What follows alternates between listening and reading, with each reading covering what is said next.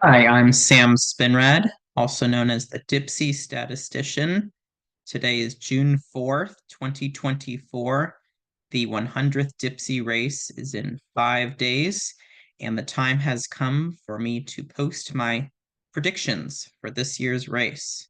Before beginning, I want to honor the Dipsea champions who've died since the last race, starting with Don Pickett. Don Pickett was the 1968 Dipsea champion, also known as Mr. Dipsea, and he kept coming back to the race for many years, all the way up until his death in the last year. The next Dipsea champion I want to honor is Daryl Beardall, who is the 1974 and 1978 Dipsea champion. He too ran way into later life and was always a great supporter of the race. And finally, Joe King, the 1995 and 1996 Dipsea champion, who won at age 70 and was the oldest Dipsea winner in history until Hans Schmidt in 2012. And Joe King first ran the Dipsea in the 1940s. So huge, long time involved in Dipsea race.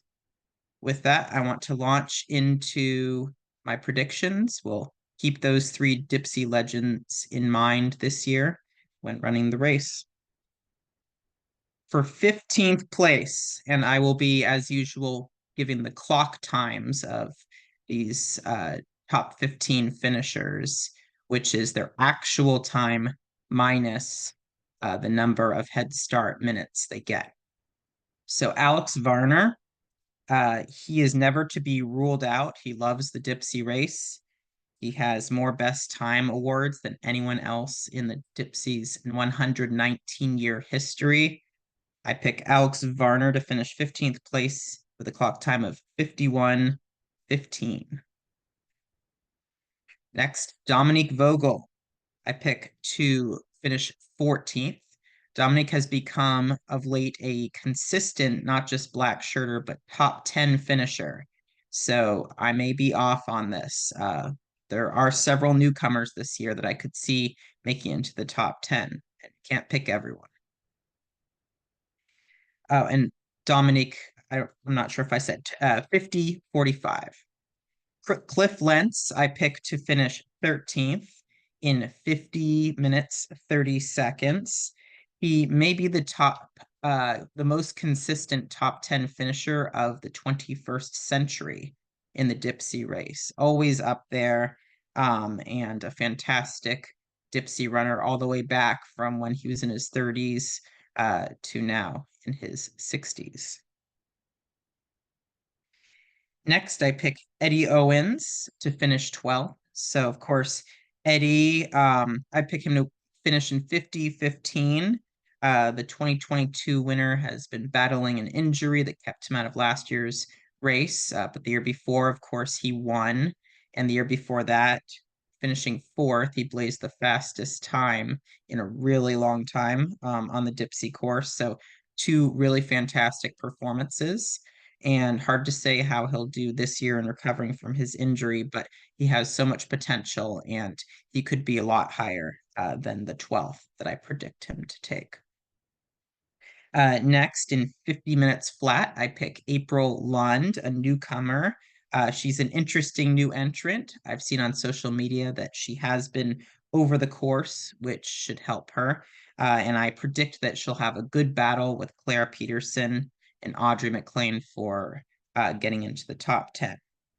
So April to finish 11th. Next, Audrey McLean, who now goes to Middlebury after graduating from my high school, Redwood. I pick Audrey to finish 49:30, so breaking 50 minutes clock time. She's had a great showing on Middlebury's cross country team. It's always a very impressive female team for Middlebury. So definitely a talented runner on a talented team and coming back for another year at the Dipsea after finishing an amazing 6th place last year.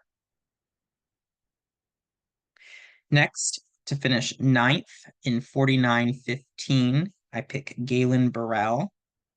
It's been 7 years since he's run the Dipsea, and he's definitely got top 5 potential. He's finished before in the top 5.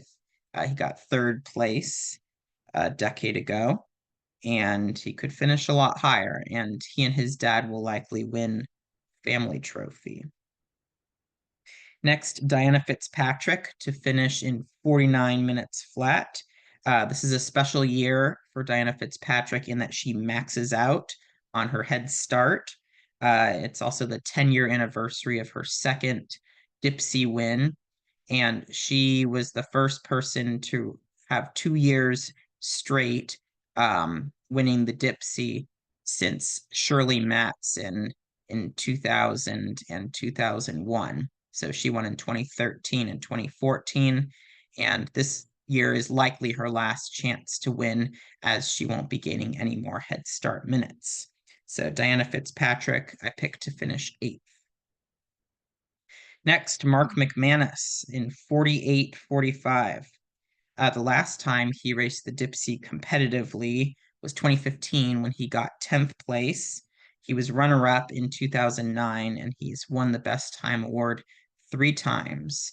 Mark McManus is kind of an unknown coming back, how well he can run at a significantly older age than since the last time he was competitive in the race, but he knows the course, he's passionate about it, and I look forward to seeing what he can do, possibly a lot higher than 7th place. Next, Buzz Burrell. So Buzz Burrell won the open section, the runner section, last year. From my research, I have not found anyone who's gone directly from winning the runner section to winning the race overall. He definitely has the potential to do it, and several runners have done it within 2 or 3 years of winning the runner section. So I pick Buzz Burrell to finish in 48:30 in 6th place. He certainly showed a lot of potential last year, and it usually takes a few tries to win the Dipsea, and he has a couple years before he'll max out the head start minutes. So if not this year, he'll gain another minute next year, and he's definitely got some great potential in the to win the Dipsea race someday. Next, Clara Peterson. So top 5. Any of these folks could certainly win the Dipsea next Sunday. So Clara Peterson, I pick to finish in 48:15. She has multiple top 5 place finishes post-pandemic, and she finally gains a minute this year for turning 40. So I anticipate she'll take advantage of that minute and finish high up there.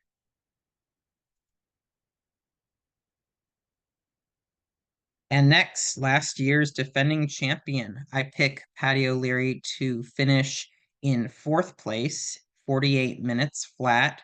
So, of course, Patty loses a minute for winning last year. Those penalty minutes really can make or break a race. And I think that in this case, it's unlikely that he'll repeat as champion like Chris Lundy, Diana Fitzpatrick, and Brian Pilcher did in the last decade, because there are several runners up there who could make it a really tight finish and I think have a better chance given the numbers.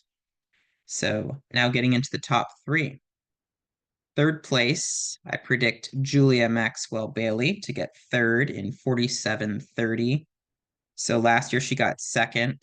Julia has really high speed potential. And if the winning clock time is more than 48 minutes, I think she has a very good chance to win. That last happened in 2017 when Chris Lundy won. And these speedy people like Julia Maxwell are favored when the winning clock time is slow enough that a best time award by male or female could snag that winner's trophy. So I pick Julia to finish in 47:30. Next, the runner-up, Mark Tatum. I predict that Mark Tatum will finish 2nd place in 47:15. He won the race 3 years ago in 2021, that November race.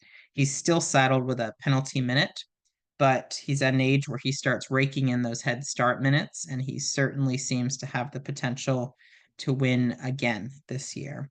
And the numbers always seem to favor those men in their 60s.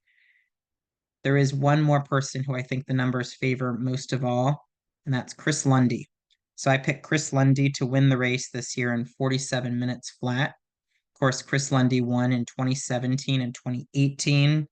She's gone from perennial best time winner to consistent contender for the win. And I think the numbers look very good for her this year. She got third place last year. And I think Julia will be hard pressed to stay ahead of her. And Patty O'Leary losing a minute really pushes Chris Lundy up to favorite status, but not by a huge margin. I think that really any of those top several runners could win. And finally, in my family duel this year, I'm running the race, as is my mother and my oldest kid, my daughter. And I anticipate beating them this year by 15 minutes. But my daughter's getting faster, and I predict that in a few years, I'll be talking about losing to my daughter by several minutes. So that's this year's Dipsea predictions. You heard it here first from the Dipsea Statistician. I will see you out there at Stinson or Mill Valley. Have a fantastic race.